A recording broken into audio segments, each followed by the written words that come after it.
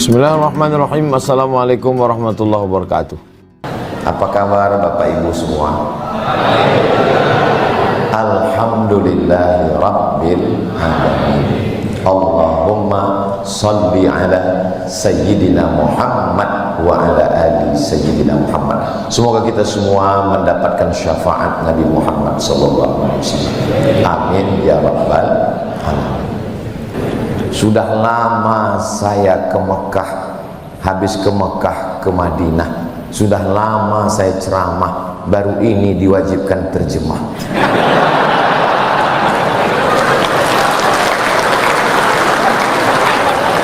Jangan hanya kalau saya jenderal, doa pun saya terjemahkan. Kenapa? Karena banyak jamaah kita nggak ngerti. Dia manggut-manggut, pas ditanya kenapa kau ngangguk, kulihat yang sebelah kanan ngangguk, aku ngangguk juga, kata dia. Mesti diterjemahkan memang. Cuman kadang di tempat lain kurang peduli. Memang beda kalau di BIN ini. PIN bukan sembarang PIN. PIN-nya bergambar bintang. Sudah lama saya mau ceramah di BIN, baru ini diundang.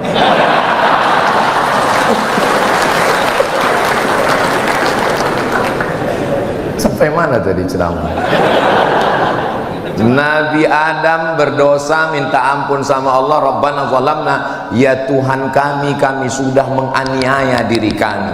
Wa illam taufir lana, kalau engkau tidak mengampuni kami, wa tarhamna, kalau engkau tidak mengasihi kami, lanakunanna minal khasirin, kami termasuk orang yang rugi. Kenapa dia bilang kami? Karena dia berdoa dengan istrinya. Maka ibu, kalau suami berdoa, dengarkan baik-baik. Kadang ada suami ini doanya untuk diri dia saja. Dan kalau suami doanya doa bahasa Arab, bilang sama dia, terjemahkan. Jangan ibu amin-amin aja. Ini ada suami istri waktu sholat tahajud bersama, amin, amin. Pas kejadian baru marah. Ternyata doanya, Allahumma zawwijni zawjatan saniyatan jamilah, nikahkan aku dengan istri kedua yang cantik. Makanya tanya dulu, kamu ngomong apa tadi? Ini walaupun ceramah saya di BIN, tapi ini kan direkam. Ini untuk semua kantor se-Indonesia dari Sabang sampai Papua. Tolong, walaupun saya ceramah di Masjid Al-Bait Al-Akbar, tapi ini nanti akan diupload di channel Ustadz Abdul Somad. Tolong subscribe, like, share, and comment. Kalau tuan pergi ke Madinah, jangan lupa bawa deterjen. Sudah lama saya ceramah, baru sekarang disuruh menjelaskan tentang intelijen. Bagaimana Ustadz tentang Nabi Muhammad sebagai manusia yang memiliki intelijen.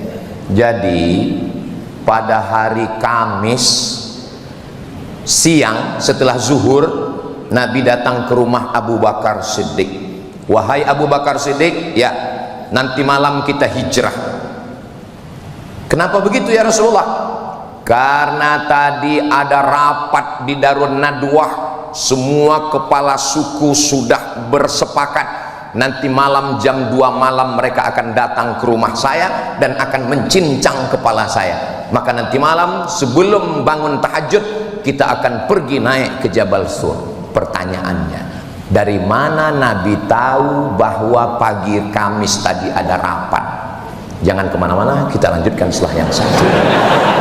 Begitu kalau ceramahnya di TV. Dari mana Nabi tahu bahwa pagi tadi ada rapat antara Abu Jahal, Abu Lahab, dan Abu lainnya? Kok bisa dia tahu? Ternyata rapat pagi itu disadap.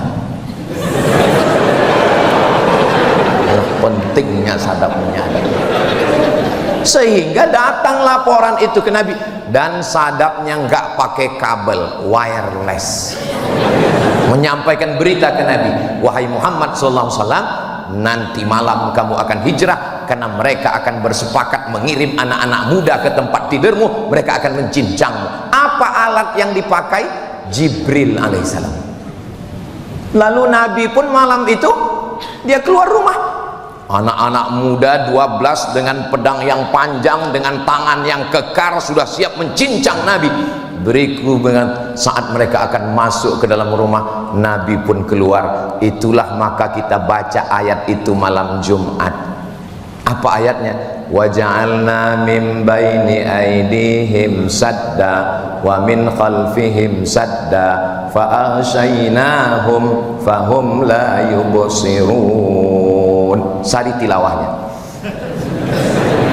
Waja'alna min baini aydihim sadda, di depan mereka kami jadikan tembok. Wa min khalfihim sadda, di belakang mereka ada tembok. Fa aghshaynahum, mata mereka kami tutup.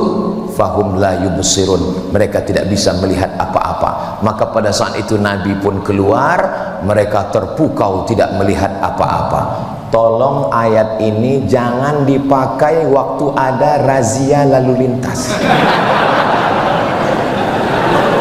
Ada orang kadang naik motor pas ngeliat ada polisi, wa ja'alna min baini aydihim sadda wa min khalfihim sadda fa aghshaynahum fahum la yubsirun. Iya, tetap disemprit prit katanya. Loh, kok bapak ngelihat? Orang saya baca itu juga, kata Pak polisi. Polisinya ngaji. Kamu nonton ceramah Ustaz Somad juga kan, katanya. Iya. Iya podo mbek aku. Makanya kalau membaca ayat itu penting tahu artinya. Kalau enggak orang ini merangka ini bim salah bim abrakadabra. Agama Islam ini ngerti, paham. Makanya saya, tapi kalau ayat sholat nggak usah diterjemahkan. Jangan mentang-mentang saya ngomong mesti terjemahkan lalu sholat.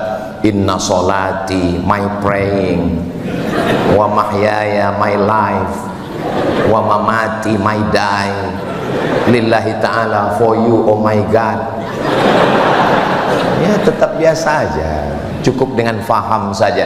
Tapi saya sampai hari ini, tadi saya segan Bapak Jenderal sampai menyebutkan Ustadz Somad itu S1-nya di Mesir, S2-nya di Maroko, S3-nya di Sudan. Saya senang Pak, tapi nggak semua orang ikut senang dengan kesenangan saya. Nanti kalau ceramah ini diupload, sambutan Bapak diupload, yang nggak senang dia komen, alah kalau cuma lama di Arab, onta juga lama.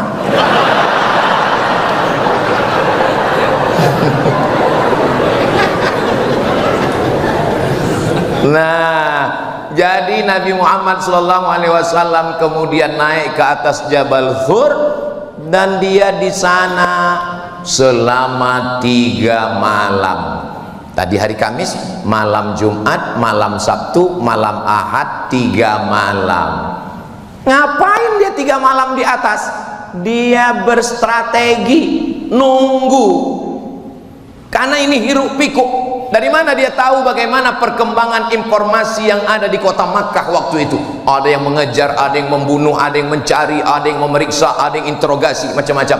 Diutus seorang laki-laki namanya Abdullah, nama ayahnya Abu Bakar, nama kakeknya Abu Quhafah, Abdullah bin Abi Bakar bin Abi Quhafah. Malamnya tidur di atas, siangnya keliling mendengarkan informasi apa yang terjadi. Walaupun dia tidak terdaftar di kantor BIN, dia sedang mendengarkan apa yang terjadi. Hati-hati, dinding dan tiang bisa bertelinga. Dia siang pura-pura nggak tahu, tapi malam dia naik ke atas cerita situasi begini ya Rasulullah, jangan turun dulu. Padahal kalau kita mau, ini nggak perlu pakai ini, kan selesai. Ada Jibril, ada Mikail, ada Israfil, ada Israel, ada Munkar, ada Nakir. Innama amruhu iza arada syai'an ayakula lahu kun fayakun. Tapi kenapa ceritanya mesti nginap dulu 3 malam di atas, mesti ada yang dengar berita? Nabi mau ngajarkan kita hidup ini berstrategi dan mesti ada intelijen. Nggak boleh. Makanya tadi kalau Pak Jenderal mengatakan ini mesti ada pakai peci merah, jangan Pak Jenderal, nanti ketahuan. Cukup peci hitam saja, tapi singletnya merah. Karena ini bukan Polri, ini kita sedang bawah tanah ini. kok malah saya yang jadi gurui jenderal pula. Saudara yang dimuliakan Allah, bayangan saya, ini bayangan saya ya Bu ya, sebelum ceramah tadi, ini nanti ceramah di BIN ini pasti bawaannya macam khutbah Jumat ini nanti. Ternyata Masya Allah, itu tergantung bagaimana pimpinannya nyambut kita. Ini kan sebelum kesini kami sudah ngobrol dulu tadi. Jadi saya sengaja dibawa oleh jenderal bicara nyantai, ketawa. Saya tahu beliau kan melihat saya ini jangan-jangan Ustaz Somad lagi grogi, maka beliau ajak dulu ngobrol nyantai. Coba tiba-tiba sampai ke masjid, kita nggak ngobrol, nggak tahu situasi, nggak tahu berita, tiba-tiba saya disuruh aja ceramah. Pas dilihat ke depan menakutkan. Misalnya kalau di sini terus terang saya merasa aman, nyaman, adem. Kenapa adem? AC-nya bagus. Saudara yang dimuliakan Allah Subhanahu wa taala. Lalu kemudian bagaimana kalau ada musuh yang naik ke atas? Ada satu orang laki-laki yang pura-pura, kalau bahasa di kampung kami ngangon. Pernah dengar ngangon? Bawa kambing, sampean Arab lu ngonang di Arab ngangon kambing, wedus. Ini bawa kambing supaya apa? Pura-pura ngangon kambing di bawah Jabal Sur. Supaya apa? Nanti kalau ada musuh tiba-tiba naik ke atas, kasih kode, jangan sampai naik ke atas. Begitu strategi Nabi SAW. Hari Jumat, malam Sabtu, malam Ahad, setelah 3 malam barulah mereka melanjutkan perjalanan. Dan ketika perjalanan itu dilanjutkan, penunjuk jalannya, gaetnya bukan Abu Bakar, bukan Umar, bukan Utsman, bukan Ali, bukan Abu Hurairah, bukan Usamah bin Zaid, bukan Zaid bin Sabit, bukan Ubay bin Ka'ab. Siapa penunjuk jalannya? Penunjuk jalannya adalah Ibnu Uraiqid, non muslim. Untuk apa dipakai dia? Supaya nanti waktu berjalan orang lihat. Siapa itu? Ibnu Uraiqid. Jalan. Tapi kalau penunjuk jalannya Abu Bakar, Umar, langsung ketahuan. Pasti rombongan Muhammad SAW kan? Itu makanya tadi saya larang, jangan pakai peci merah. Pakai peci merah ini berat, biar aku aja. Saudara yang dimuliakan Allah Subhanahu wa taala, akhirnya mereka pun melanjutkan perjalanan. Sampailah 8 hari 8 malam. Berangkat hari Ahad malam Senin, Selasa, Rabu, Kamis, Jumat, Sabtu, Ahad, Senin, sampai mereka di Quba. Lalu kemudian 4 malam lagi di Quba, malam Selasa, malam Rabu, malam Kamis, malam Jumat, sampailah mereka di Madinah. Itulah yang selalu kita lantunkan. Tola'al badru alaina, sudah terbit bulan purnama di atas kami. Kenapa Nabi Muhammad itu dikatakan bulan purnama? Karena jahiliyah yang gelap, terbit bulan purnama. Badar itu artinya bulan purnama. Sudah jadi nama orang Indonesia Badarudin. Yang perempuan Badriyah. Telepon nggak diangkat, WhatsApp nggak dijawab. Tola'al badru. Makanya kadang kalau Ustaz Somad datang ceramah, lalu jamaah nyambut. Tola'al badru itu artinya terang benderang seperti bulan purnama. Karena memang Nabi itu seperti bulan purnama, dan Nabi itu wajahnya putih berseri. Tiba-tiba Ustaz Somad disambut tola'al, pas muncul ireng. Sekarang Pak Ustadz kan ada skincare, wajah bisa berkilau. Ya lihat harganya dulu. Ada yang muka putih, leher hitam. Ustaz Somad ini kalau ceramah pasti menyinggung perasaan. Kunci dengar tausiah Ustaz Somad itu satu, jangan tersinggung. Ada beberapa orang tersinggung, pulang, meninggal.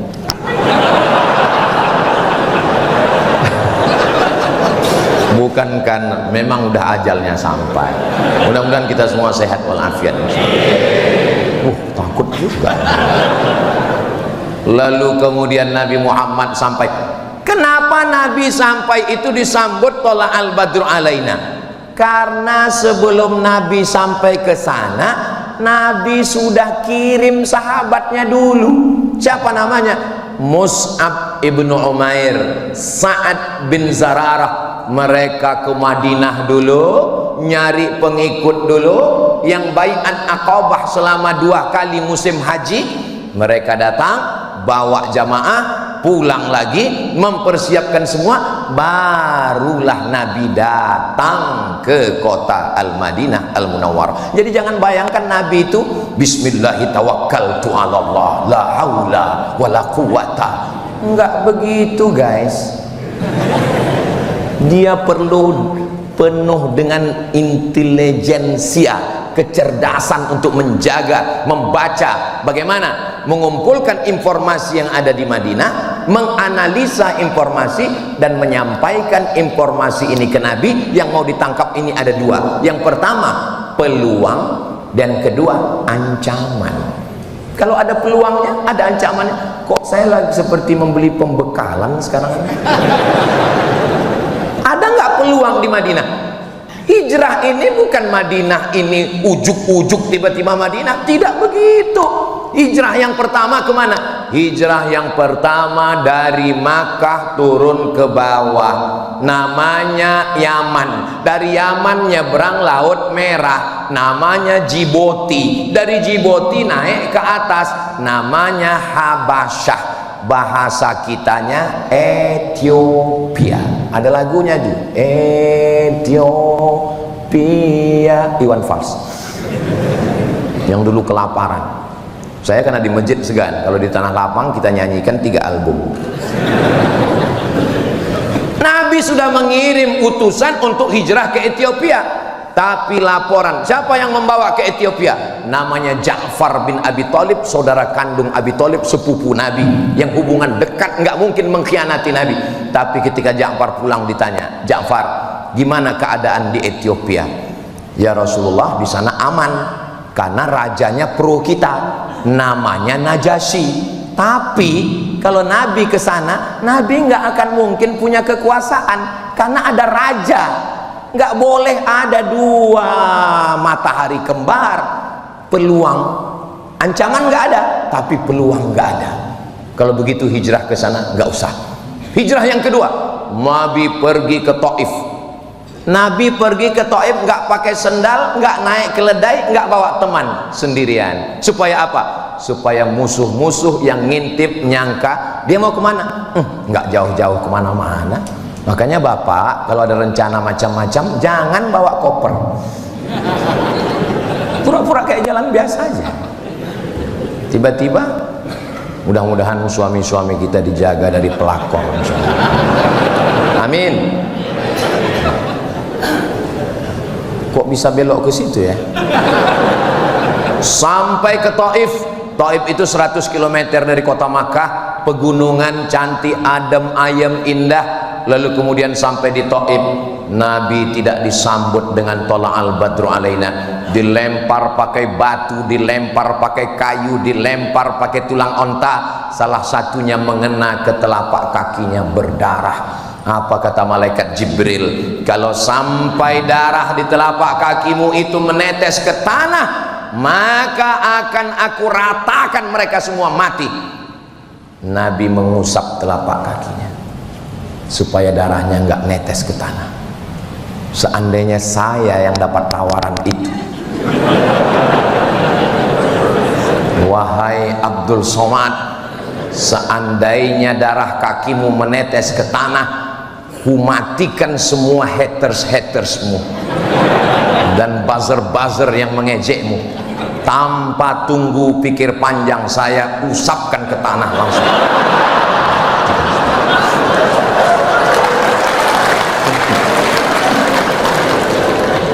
Tapi insya Allah nggak perlu malaikat Jibril untuk mengatasi hater saya ini. Ceramah sekali di bin ini selesai.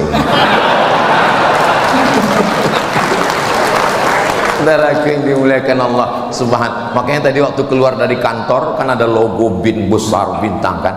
Saya sebetulnya mau ngajak Pak Jenderal foto, cuman saya kan jaga harga diri saya juga. Kalau foto di masjid ini dilihat orang, alah paling di masjid kantor apa, kata dia. Saudaraku yang dimuliakan Allah Subhanahu wa taala, lalu kemudian Nabi sallallahu alaihi wasallam kembali ke kota Makkah Al-Mukarramah. Begitulah Nabi. Lalu kemudian ketika terjadi tahun pertama aman, tahun kedua perang Badar, tahun ketiga perang Uhud, tahun keempat, tahun kelima perang Khandaq. Nama perangnya Khandaq. Khandaq ini parit yang digali, parit yang digali. Lalu kemudian datanglah seorang laki-laki. Ini yang akan menyerang kita, 3 pasukan koalisi.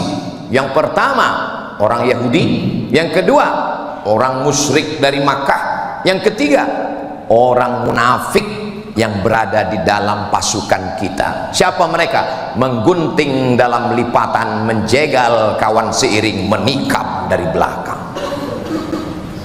Maka kemudian Nabi pun menyusun strategi. Apa yang dilakukan Nabi? Nabi bertanya, kira-kira apa yang mesti kita lakukan? Musyawarah. Setelah musyawarah, datanglah seorang sahabat Nabi, bukan orang Arab, dia dari Persia, namanya Salman Al-Farisi. Itulah qori kita tadi, Ustaz Salman. Mana Ustaz Salman? Masih ada di sana? Ustaz Salman. Dari ujung nama itu kita sudah tahu orang itu dari mana. Al-Farisi berarti dari Persia, Al-Misri dari Mesir, Al-Makki dari Mekah, Al-Batawi. Jadi kita udah tahu dia berasal dari mana. Dulu Bu, dulu Pak, dulu orang Arab itu ngejek kita Jawi Bagar.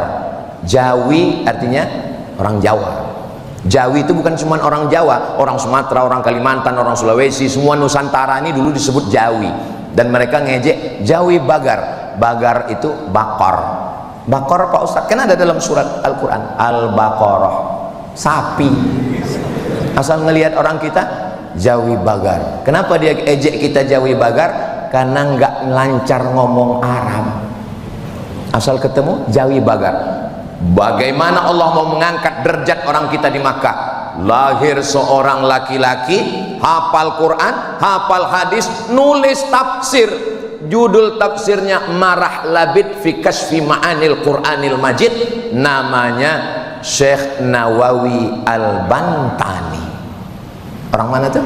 Banten. Banten. Tolong ingat baik-baik, mungkin ini nanti akan keluar dalam UAS ujian akhir semester. Ahli tafsir, pernah ceramah di Al-Azhar Mesir. Syekh Nawawi Al-Bantani, makamnya di Mu'alla di Makkah Al-Mukarramah. Lalu ahli hadisnya, datang lagi seorang anak laki-laki dari Jawi juga, namanya Mahfuz, di ujung namanya At-Turmusi. Turmusi itu dari mana Pak Ustaz? Tremas Pacitan. Pripun kabare panjenenganipun? Sae, muga-muga sing melu acara iki padha kabeh mlebu nang surga. Oh, banyak orang Jawa. Dari Pacitan, ahli hadis, orang hebat. Muridnya siapa? Syekh Mahfud Al-Termasi punya murid. Jenenge siapa? Syekh Muhammad Hashim Asy'ari, mendirikan Nahdlatul Ulama. Naik derajat jauh. Lalu kemudian Imam Masjidil Haram. Ada seorang anak laki-laki merantau karena keluarganya ditekan oleh Belanda, menyeberang sampai ke Makkah.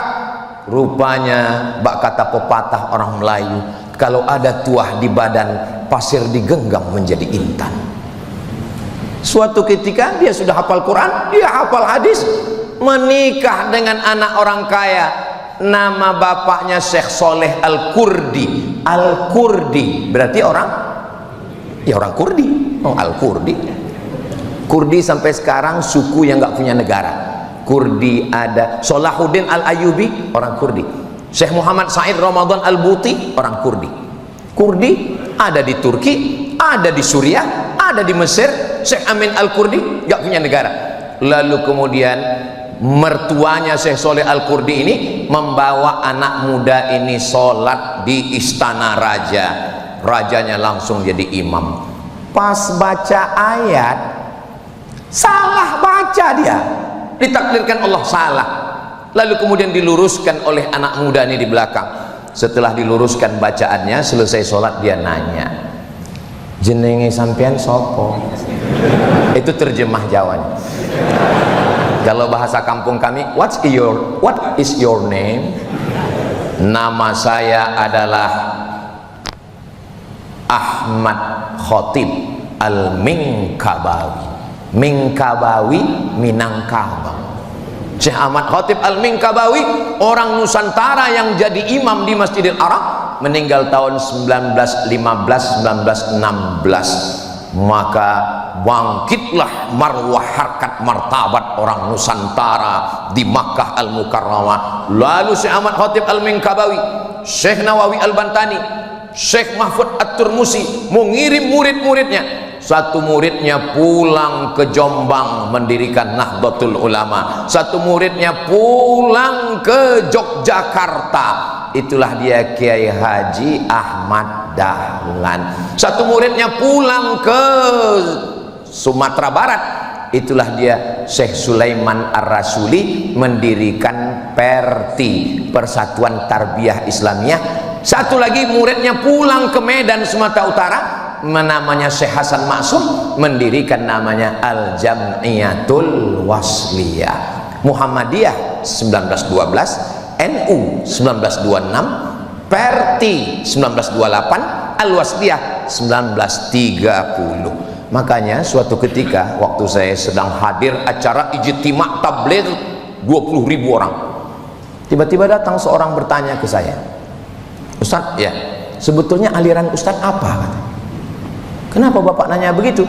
Soalnya kami lihat di NU Bapak sekretaris lembaga Bahsul Masail, terus di Muhammadiyah Bapak sebagai penasehat lazismu lembaga amil zakat Muhammadiyah, terus di Al-Wasliyah kami lihat Bapak di komisi dakwah, terus di Perti Bapak komisi fatwa. Terus saya balik nanya, kamu siapa? Saya Intel, Pak.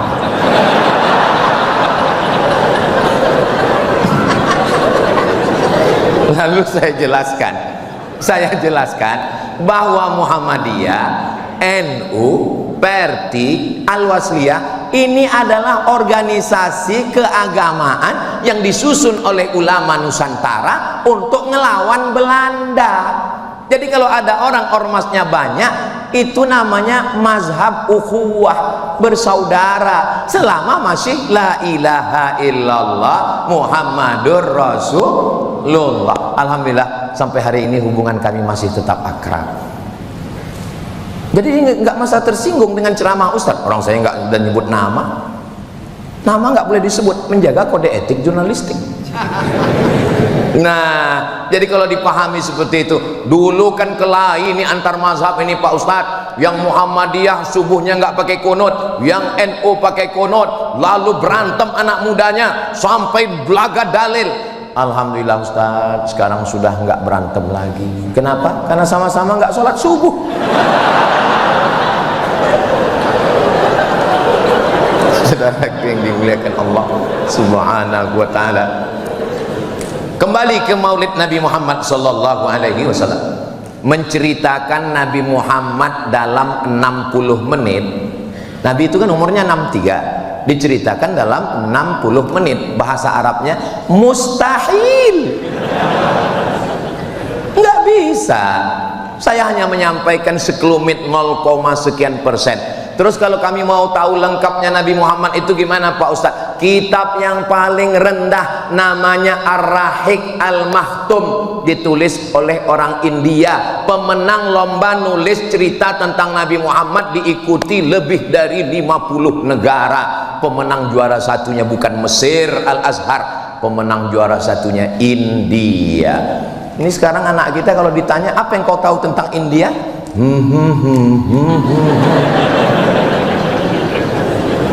Apa yang kau tentang India? Padahal India ulama-ulama besar yang luar biasa. Apa judulnya Pak Ustadz? Ar-Rahiq Al-Maktum. Sudah diterjemahkan ke bahasa Indonesia, bagus. Saya ada di rumah kemarin, saya beli pas ada waktu kosong baca. Saya nggak mau gara-gara ini lalu semua pegawai besok sibuk baca. Pas ditanya gimana laporan tentang Indonesia hari ini, kami lagi baca buku Pak. Kalau ada waktu kosong pulang ke rumah baca. Andai tidak terbaca pun insya Allah kita sudah mewariskan sejarah kepada anak kita. Nanti ketika kita sudah mati, anak kita buka-buka lemari mau merapikan, dia lihat ada buku, nangis dia ngelihat buku itu. Mama, kenapa dia nangis? Plastiknya belum dibuka.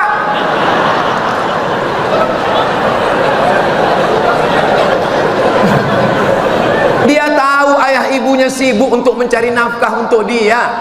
Kita husnuzon. Ustadz, saya kalau Ar-Rahiq Al-Maktum sudah baca, saya mau yang tingkat tinggi Pak Ustadz. Ditulis oleh cendekiawan non muslim. Namanya siapa? Namanya adalah Karen Armstrong. Karen Armstrong seorang biarawati perempuan, lalu kemudian dia menjadi penulis buku. Dialah yang menulis buku History of God, sejarah Tuhan. Habis itu dia tulis History of Prophet Muhammad, peace be upon him, Muhammad sallallahu alaihi wasallam. Kalau yang nulis kehebatan Nabi Muhammad orang Islam, ya biasa aja. Tapi ini bukan Islam. Dia mengungkapkan bagaimana akhlak Nabi Muhammad sallallahu alaihi wasallam. 100 tokoh dunia. Yang nulis namanya Michael H. Hart. Judul bukunya 100 Ranking Influential Person in History. Ternyata kalau kita habis sarapan nasi uduk ini lancar bahasa Inggris. 100 ranking dunia. Nabi Musa ada, Jesus Christ ada, Siddhartha Gautama ada, Abraham Lincoln ada, tapi yang dia buat nomor 1 adalah Muhammad sallallahu alaihi wasallam. Buku-buku ini sudah diterjemahkan ke dalam bahasa Indonesia, maka tinggal kita baca. Diadakan bedah buku ini untuk mengenal. Jangan sampai anak kita nanya, mama, Nabi Muhammad itu siapa? Ayahnya Abdullah, emaknya Aminah, lahir tahun gajah. Jangan tanya-tanya lagi. Banyak tanya itu orang Yahudi. Jelaskanlah tentang Nabi kita. Kalau kita tidak jelaskan tentang Nabi kita, nanti anak kita lebih kenal Ipin Upin daripada Hasan dan Husain. Nanti anak kita lebih kenal. Tapi saya nggak bisa juga ngejek, karena anak saya pun di rumah itu kalau dia lagi suruh sholat ya Sami, sholat, nggak mau sholat. Tapi kalau udah saya gelar sajadah, lalu di belakangnya saya susun Naruto, Spiderman, Hulk. Ah sudah, makmum udah siap, maju semangat dia imam. Ada. Terus dia nanya, mereka ini bah udah mualaf semua saya.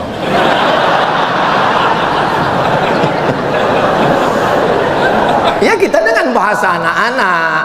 Jadi jangan ibu sangka, jangan bapak sangka karena saya ini ustadz, lalu saya ngomong dengan anak dengan bahasa ustadz. Ya nggak begitu. Nggak biasa saya pulang. Saya ceramah ini cuman Jumat, Sabtu, Ahad, Senin. Kalau Selasa, Rabu, Kamis saya di rumah sebagai seorang ayah. Saya gendong anak saya. Kalau dia pipis saya ganti pempesnya. Kalau dia saya berpikir sekali lagi. Gitu. Jangan bayangkan Ustadz Somad ini kan Ustadz, lalu kalau saya pulang ke rumah anak istri saya tunjuk, ya ayyuhalladzina amanu. Enggak begitu juga kali. Nah, jadi bersikaplah. Memang di sini ibu adalah ASN, pegawai hebat, derajatnya tinggi, kerja di mana? Badan Intelijen Negara. Tapi kalau sudah pulang ke rumah, katakan ke suami, memang aku ini Badan Intelijen Negara, tapi di rumah ini kau adalah imamku sayang. Begitu. Jangan, saya ini sebetulnya mewakili suara laki-laki yang teraniaya. Ada ya satu fakta yang mau saya sampaikan, boleh? Kalau suami itu merasa dirinya tidak punya apa-apa, tidak berdaya, itu berpengaruh pada psikologisnya. Akhirnya dia merasa down, dan puncak dari tekanan psikologis, nanti pistol airnya tidak meletus. Saya malu mengucapkan ini di depan bapak-bapak jenderal, tapi saya mau rumah tangga kita tetap baik, walaupun profesor, doktor, walaupun dokter spesialis, walaupun uangnya banyak. Maka katakanlah pulang nanti, you are my hero. Begitu. Tapi kalau ibu, kakak-kakak lalu mengatakan, aku pegawai, aku orang badan intelijen negara, kalau kamu macam-macam, semua yang ada di WhatsAppmu sudah ada di sini. Dia langsung meninggal. Maka jangan heran kalau ada laki-laki itu diam aja. Memang laki-laki nggak berkata-kata, langsung meninggal.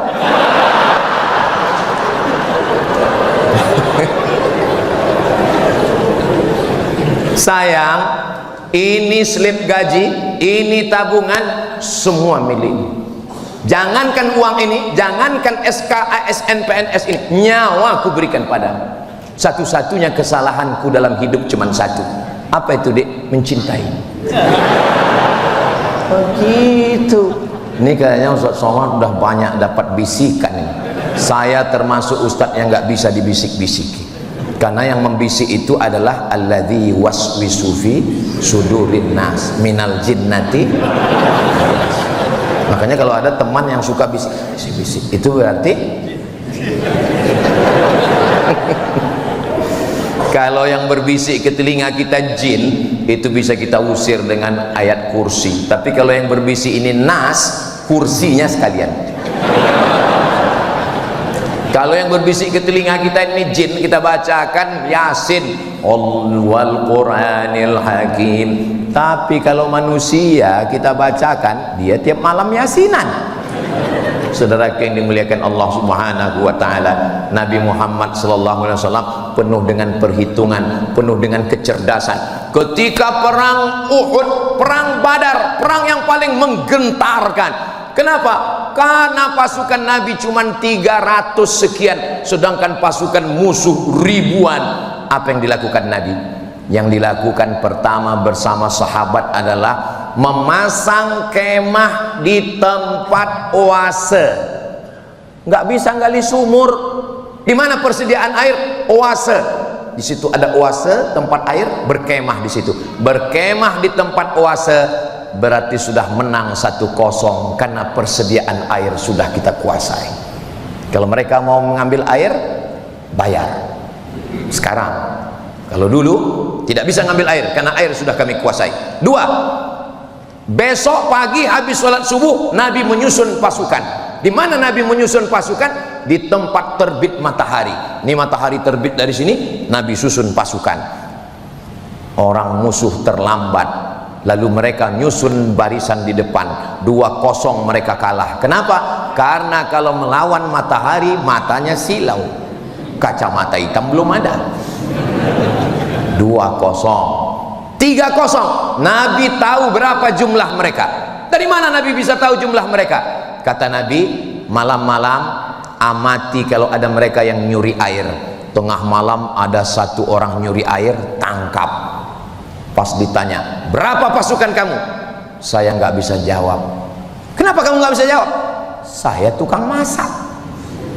Ternyata dia bukan tentara, dia tukang masak. Dia bilang, saya nggak tahu. Kamu masak satu hari berapa ekor kambing, berapa ekor lembu, berapa ekor unta? Dia sebutkan, saya masak kambingnya sekian, lembunya sekian, untanya sekian. Nabi langsung mikir, kalau kambingnya sekian, lembunya sekian, untanya sekian, berarti pasukannya sekian, kita siap menghadapinya. Jangan menghadapi musuh dengan mata yang rabun. Terus Ustadz datang berani ceramah ke Badan Intelijen Negara, ini apa persiapan Ustadz? Beberapa sahabat saya sudah kirim WhatsApp duluan. Ustadz Somad, kantor BIN sudah aman.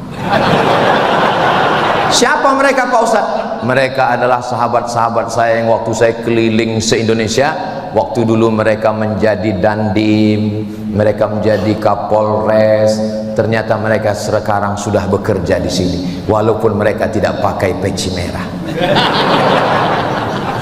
Saudara yang dimuliakan Allah Subhanahu wa taala, tadi saya tausiah ini jam 10 kurang 15. Sekarang sudah jam 11 kurang 20, artinya saya sudah ngomong 55 menit. Tapi rasa saya, nggak tahu perasaan Bapak ya, rasa saya baru ngomong beberapa menit aja rasanya. Padahal ini saya kalau ngomong itu Bapak Ibu, saya lihat bagaimana audiens. Saya sudah ngomong 55 menit, yang kakak-kakaknya tetap fokus, yang perempuan laki-laki juga fokus. Apakah ini karena diawasi CCTV? Wallahu alam, tapi rasanya nggak ada. Kenapa mereka begitu serius? Saya husnuzon aja ya, husnuzon. Ini memang mereka betul-betul mau ngaji kelihatannya. Di tempat lain kadang saya baru ceramah 15 menit langsung seperti ilmu padi, makin berisi makin menumpuk. Kadang baru saya ceramah 10 menit langsung keluar kuda Nil. Saya Pak Ibu pernah saya ceramah 5 menit, 5 menit ceramah saya tutup, saya pulang. Kenapa? Ya saya kehilangan mood. Tapi hari ini, padahal ini hari terakhir saya dari mulai hari Jumat, hari Sabtu, hari Ahad, hari Senin, habis dari sini nanti ke KPK, habis itu saya ke airport pulang, ini sudah tinggal 5 watt lagi nih sudah. Tapi saya justru semangat. Kapan Ustadz ceramah yang paling gak semangat?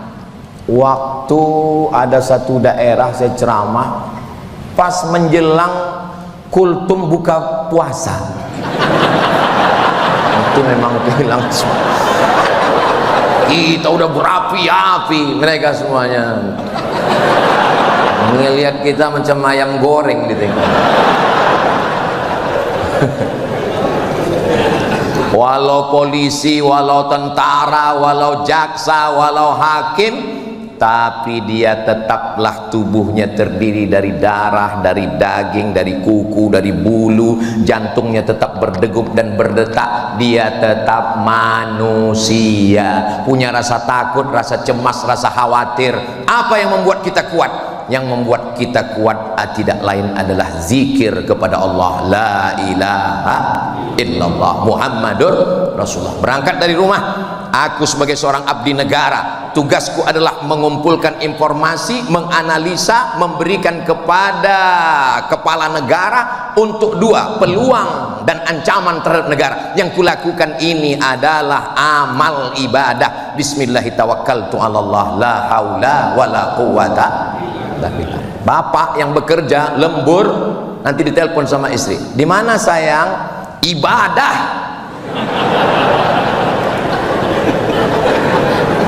Kalau mati dalam membela negara ini adalah mati syahid, insya Allah. Amin.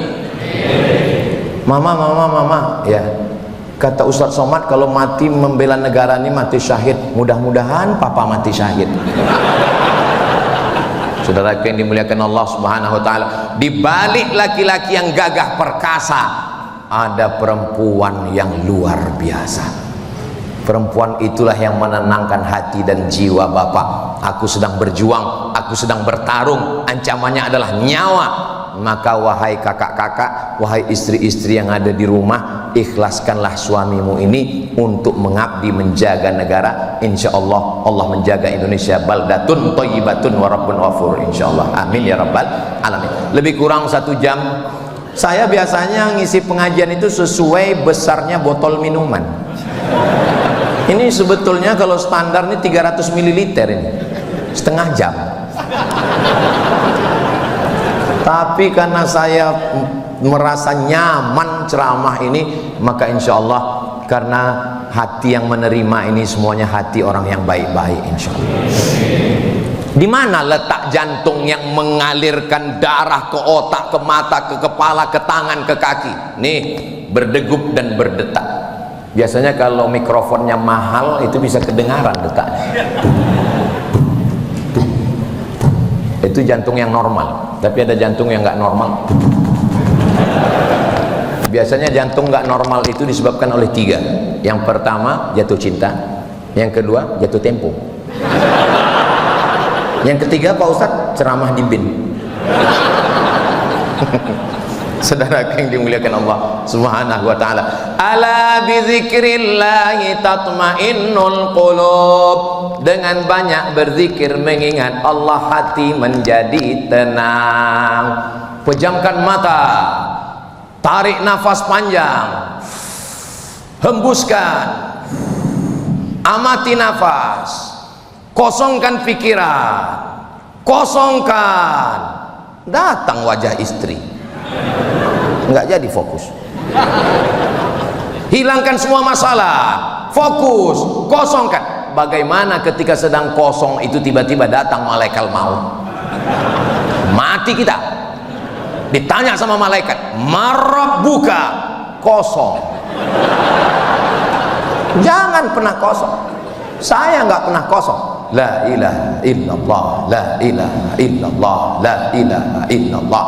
Afdalu dzikri la ilaha illallah. Hanya saja zikir itu ada yang di lisan, ada yang di qalbi. Kalau lagi nggak ada orang, ya kita zikir la ilaha illallah. Pas lagi ada orang, ya kita tetap ngobrol, tapi di dalam tetap la ilaha illallah. Ini kadang orang ini baru-baru tobat, baru hijrah, pas lagi ada orang, la ilaha illallah. Pas nggak ada orang, main game. Apa ini? Gitu. Tapi saya nggak mau juga gara-gara ini lalu nanti Pak Jenderal mengadakan rapat masing-masing divisi dan sektor, ditanya bagaimana laporan tentang keamanan negara kita. La ilaha illallah. Bagaimana visi misi ke depan Indonesia Emas 2045, kita serahkan semuanya pada Allah, Pak Jenderal. Ini bukan ajaran Islam. Islam itu penuh dengan strategi, Islam itu penuh dengan intelijensia, Islam itu penuh dengan target-target. Ketika menggali parit, paculnya itu kena dengan batu, memancar cahaya. Apa kata Nabi? Pada pancaran cahaya, kulihat kalian sudah menguasai Yaman. Pada pancaran yang kedua, aku lihat kalian sudah menguasai Rum. Pada pancaran yang ketiga, aku lihat kalian sudah menguasai negeri Syam. Apa kata Nabi? La taftahunnal Konstantinia, kalian akan menguasai Konstantinopel. Visi misi 2045 Indonesia Emas. Begitu. Berapa tahun baru dikuasai Konstantinopel? Dikuasai Konstantinopel 700 tahun setelah Nabi meninggal oleh seorang anak muda umur 19 tahun, namanya Muhammad Al-Fatih. Al-Fatih sang penakluk, barulah dikuasai. Tertulis di pintu masjid Konstantinopel Hagia Sophia, la taftahunnal Konstantinia, kalian akan menguasai Konstantinopel. Visi misi ke depan. Makanya kadang saya ketemu dengan anak-anak pesantren, taman ini mau kemana? Saya serahkan pada Allah. Datang 10 anak pesantren ke rumah, gurunya ngomong, tolong Ustadz berikan pembekalan mereka. Saya tanya satu-satu, kau mau kemana? Ya bagaimana nasib aja Pak Ustadz, saya suruh pulang semua. Nggak ada yang bisa dikasih pembekalan. Islam ini akan maju dengan program, dengan visi misi, dengan pemikiran.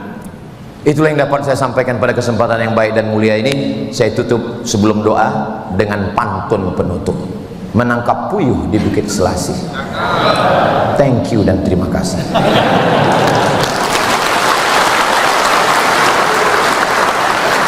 Di akhir majlis, mari kita khusyukkan hati kita, minta ampun pada Allah, kita berdoa untuk kemaslahatan diri kita, istri, anak, keluarga, negeri, kantor, atasan. Mudah-mudahan Allah meridhai kita. Astaghfirullahaladzim.